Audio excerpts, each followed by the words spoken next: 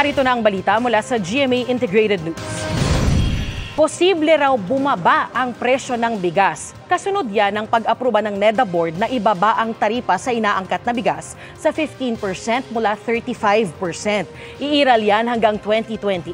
Sa kalkulasyon ng hepe ng Philippine Statistics Authority na si Claire Dennis Mapa, posibleng umabot ang tapyas ng 6 hanggang 7 pesos kada kilo.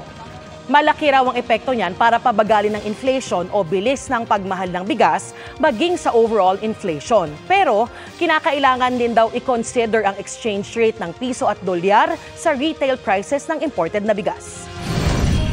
Narito naman ang iba pang balitang binabantayan ng GMA Integrated News. Inflation rate o antas ng pagmahal ng mga produkto at serbisyo sa bansa bumilis sa 3.9% nitong Mayo.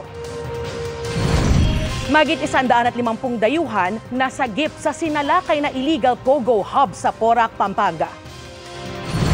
At sa 24 oras, lahar umagos mula sa Bulkang Canlaon.